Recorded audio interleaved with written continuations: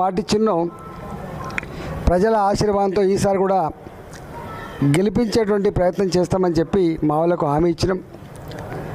రేపు కమలాపూర్లో నామినేషన్లు చివరి రోజు.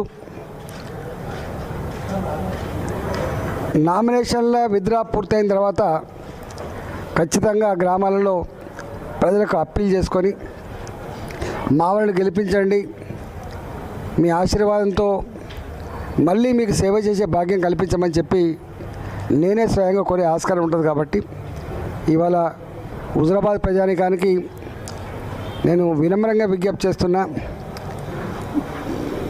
ఇండిపెండెంట్గా అయినా, గుర్తులు లేకపోయినా, పార్టీ బీఫామ్ లేకపోయినా, నోట్లో నాలుకలాగా ఉండి మీ మధ్యలో ఉండి మీకు సేవ చేసిన అభ్యర్థుల్ని గెలిపించాలని చెప్పి నేను విజ్ఞప్తి చేస్తున్నా. మేము మా అభ్యర్థులు కూడా వాళ్ళు మెచ్చినా వాళ్ళు నచ్చిన అభ్యర్థుల్ని ఇక మాకు వీళ్ళనే పెట్టాలి వాళ్ళనే పెట్టాలని కాకుండా సాధ్యమైనంత మేరకి ప్రజలు ప్రపోజ్ చేసినటువంటి వాళ్ళనే మేము పెడతాం కాబట్టి గెలిపించాలని చెప్పి నేను విజ్ఞప్తి చేస్తున్నా. ఈ 10-12 రోజులు పార్లమెంట్ సమావేశాలు డిసెంబర్ 1వ తారీఖు నుంచి ఉన్నాయి కాబట్టి అయినప్పటికీ కూడా స్థానిక సంస్థలు చాలా ఇంపార్టెంట్ కాబట్టి ఇక్కడ ఎక్కువ రోజులు ఉండి ప్రచారం చేస్తా అని చెప్పి కూడా నేను మనవి చేస్తున్నా.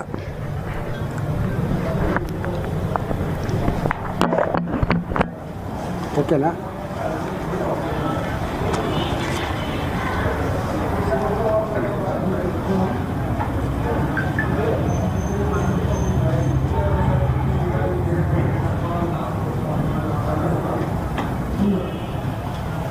మీకున్న ఫీడ్బ్యాక్ అని ఉంటే చెప్పండి.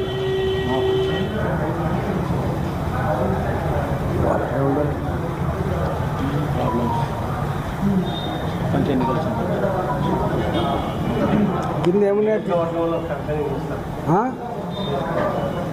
చెప్తుగా కొద్దిగా ఎక్కువ రోజులు ఉండి చేస్తాను, తప్పకుండా ఉండి చేస్తాను. మా కోసం 20 రోజులు 30 రోజులు 40 రోజులు పనిచేస్తారు. ఎమ్మెల్యే ఎన్నికలప్పుడు, ఎంపీ ఎన్నికలప్పుడు కార్యకర్తలు 40-50 రోజుల పాటు పనిచేస్తారు. మరి వాళ్ళ క్షేత్రం గ్రామం అయినప్పుడు వాళ్ళ ఎన్నికలకు కూడా మా బాధ్యత కదా. మావి మాత్రం మీరు చూసుకొని పోతాం, మీరు చూసుకోమంటట్టు ఉండదు కదా. కొంతమంది ఈ పార్టీ లేదు కదా, గుర్తులు లేవు కదా అని అంటారు. కానీ గుర్తులు లేకపోయినా, పార్టీ లేకపోయినా కొంచెం కాంట్రవర్సీ లేని దగ్గర ఖచ్చితంగా ఈ అభ్యర్థి గెలిపించమని చెప్పచ్చు.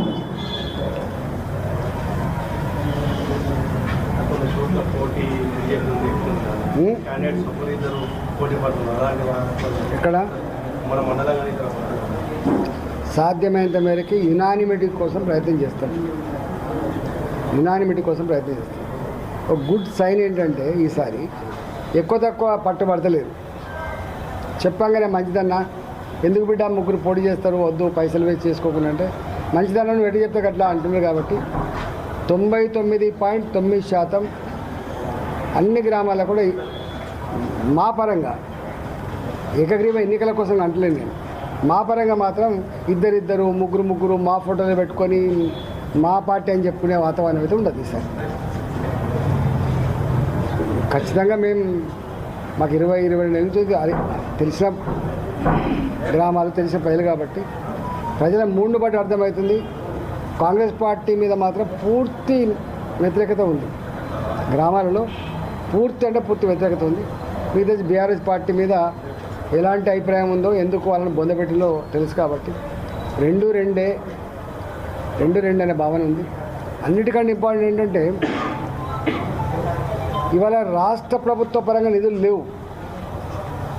నేను గతంలో కూడా చెప్పినా, మళ్ళీ చెప్తున్నా, కేంద్ర ప్రభుత్వ పరంగానే అన్న నిధులు ఉన్నాయి. ఉపాధి హామీ పనులు, దాని ద్వారా వచ్చేటువంటి నీకు మిడిల్ కాంపోనెంట్ డబ్బులు, నీకు రోడ్లు వేయాలన్నా, మోరీలు కట్టాలన్నా, గ్రామ పంచాయతీ బిల్డింగ్ కట్టాలన్నా, అంగన్వాడీ బిల్డింగ్ కట్టాలన్నా ఇవన్నీ కూడా కేంద్ర ప్రభుత్వ నిధులతో కడుతున్నారు.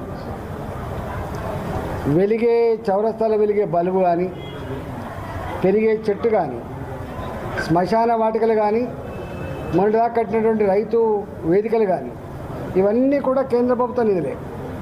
ఒక్క మాటలో చెప్పాలంటే స్థానిక సంస్థలలో మరీ ముఖ్యంగా గ్రామ పంచాయతీలలో కాంగ్రెస్ పార్టీ గెలిచినా రూపాయి ఇచ్చేయలేదు, బీఆర్ఎస్ పార్టీకి అయితే ఆయంత కూడా ఏం లేదు.